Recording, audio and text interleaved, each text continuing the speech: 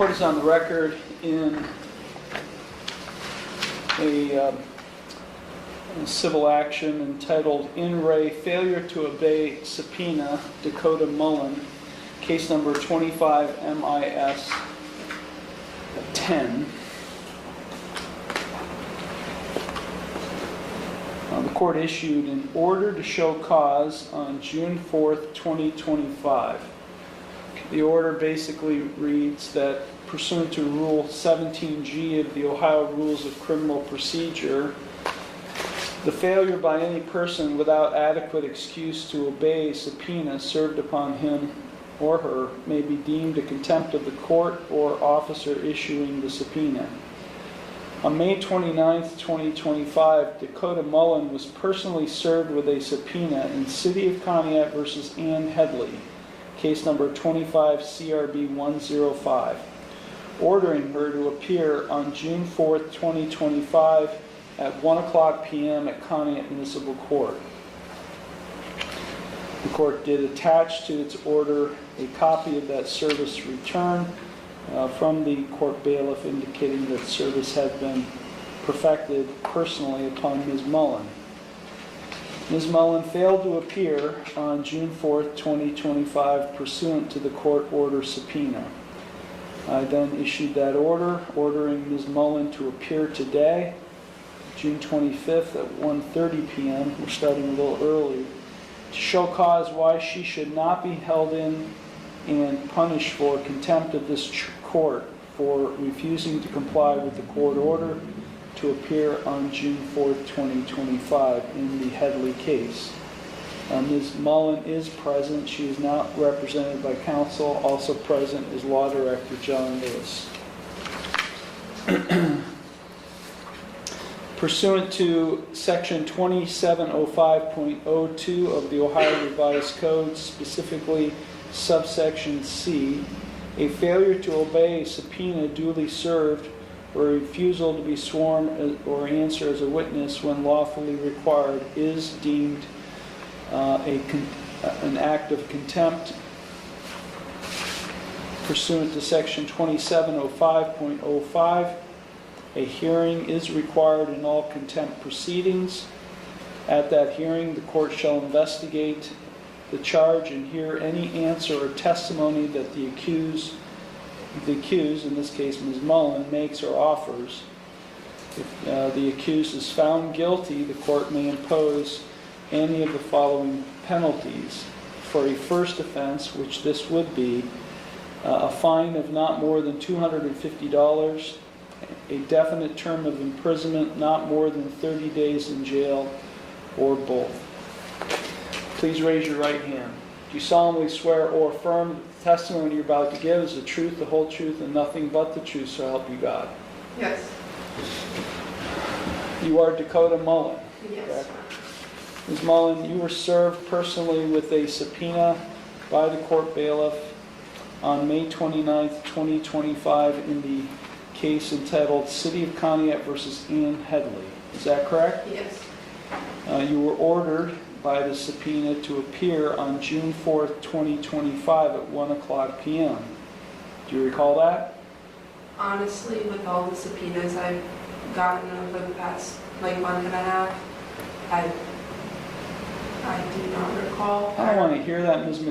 Mullen. I don't want to hear it. I understand. She was the victim in the Headley case, right? Or alleged victim? Yes. Yes, sir. It's a poor excuse, Ms. Mullen. So I want to know why you weren't here that day. I cannot. Tell me the truth. I truly cannot recall the day, but I'm sure it was probably a day where there was Todd's case a day before, or the day after, or 2 days before, 2 days after, and I just mixed it up. I don't know. That's all I have to say. I don't recall, Mr. Lewis, did Ms. Headley's case got dismissed, right? Because of Ms. Mullen's failure to participate or appear? No, Ms. Headley's case we're having a hearing on it today, Your Honor. Oh. Yeah, Maybe that's why I scheduled it today. It's scheduled for a final pretrial today. Okay. Yeah. What time is it scheduled? 1:30, Your Honor. Well, Ms. Mullen, you're not going anywhere because I'm going to defer. I'm not going to take action on on the contempt until I'm assured from Mr. Lewis that you are actively cooperating with him. What your decision about how to proceed on the Headley case is between you and him. I'm not telling you you have to proceed in a certain way or not. But I am directing you to cooperate, and that's what a subpoena is for. You are to cooperate. You are to be here when you're supposed to be here. I will address the contempt proceeding here shortly, and we'll see what happens. So you can go back into the area where victims are normally located until Mr. Lewis needs you, okay? Okay. The court is back on the record in City County versus Ann Headley, as well as in re failure to obey subpoena of Dakota Mullen, 25 MIS 10. I took a recess on this case to allow Ms. Headley's case to go forward. Ms. Mullen was issued an order to show cause as to why she should not be held in contempt of the court for failing to obey a court order to appear on June 4th, 2025 in the Headley case. Before I proceed, I'm going to ask Mr. Lewis. Mr. Lewis, did you find Ms. Mullen's participation to be cooperative? Yes, Your Honor. Today's participation, she was cooperative, yes. Okay. What's your position with respect to holding her in contempt of court because she forgot or she really didn't have a reason other than too much going on? I'm not sure. Your Honor, I agree with the court's decision to go forward with this miscellaneous charge, and I think that she should be held in contempt of court. She did not give a reasonable excuse other than she just forgot or was confused for not appearing. Thank you. Thank you. Okay, Ms. Mullen, you are still under oath. What would you like to say in response? I'm not pretty sure. I had the traffic court and all of these, and it's no excuses. It's so bad. I have no excuse. Are you high? No, I'm just really upset right now. Because hearing my mom's payments and then my fines and my previous fines and fines submitting it and everything like that, it's just hard to, without me being able to find a job and no other income other than her, it's a lot to think about right now.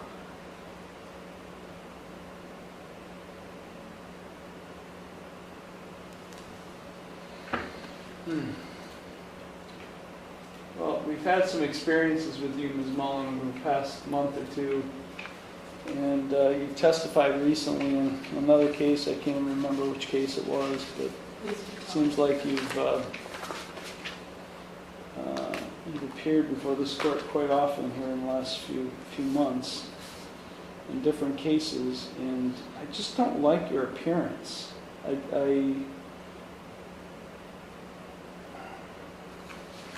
I'm going to hold you in contempt of court for failing to appear on June 4th, 2025. I'm going to suspend 30 days of jail. I'm not going to impose a fine. I will waive court costs, but I am going to order today that you submit to a urine drug screen, and I am going to, once I see the results of that urine drug screen, call you back into the courtroom, and then we'll decide to complete the sentence with respect to probation. Okay, so you're going to submit to a urine drug screen today. Anything further, Mr. Lewis? No, Your Honor. Thank you. Ms. Mullen, there will be someone who will assist you in that respect. Thank you. The court is back on the record in failure to obey subpoena in Dakota Mullen, case number 25 MIS 10. For the record, the court has been recording these past few hearings involving Ms. Mullen under the and heavily bookmark. So I made a mistake on that, but we're back in the courtroom to continue the sentence. Ms. Mullen is in court without counsel. Also present was Law Director John Lewis. When I found you in contempt of court, Ms. Mullen, I imposed a sentence of 30 days jail, suspended. I waived a fine. And before I completed the sentence, I ordered that you undergo a urine drug screen. The results did match what my suspicions were. You tested positive for ecstasy, benzos, amphetamines, methamphetamines, and marijuana. Are you currently receiving the treatment services of any substance abuse or mental health agency? I was working with Signature Health after I got out of the hospital in December. I did not follow through. But I would like to go back to them if I get recommended anywhere.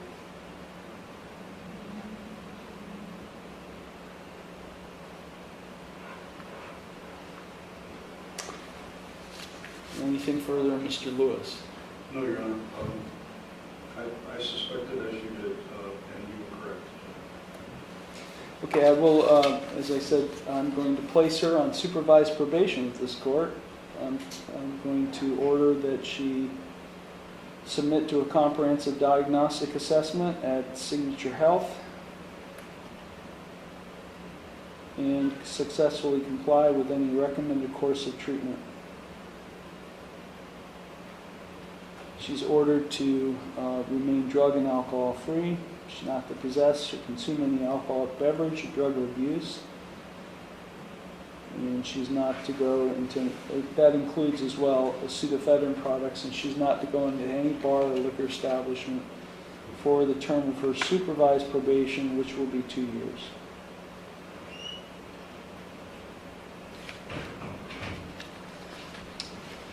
She will have to pay the probation fee and costs, and I will give her until December 31st to pay all costs in this case. I'm advising Ms. Mullen of her right to appeal, without cost, of her right to have counsel appointed on appeal without cost, of her right to have documents provided her necessary to file an appeal without cost, and of her right to have a notice of appeal timely filed on her behalf. Okay, Ms. Mullen, over the next 2 years, you're going to be on probation with us. You're going to be meeting with the probation officer periodically, and he's going to be monitoring your compliance with my sentence. If over the course of the next 2 years you're found to have violated in any way the terms of your probation and sentence, in this case, you do face up to a maximum 30 days in jail. I could extend your probation from 2 years up to a maximum 5 years, and or I could impose more restrictive community control sanctions, more restrictive than what I've already done. So do you understand the consequences you face if you're found to have violated your probation? Yes, sir, I do have a question. Yes, go ahead. I was planning on going back to dancing clubs, which I don't know if they serve alcohol or not. Am I allowed to do? Yeah, well, here's the way this court operates, Ms. Mullen.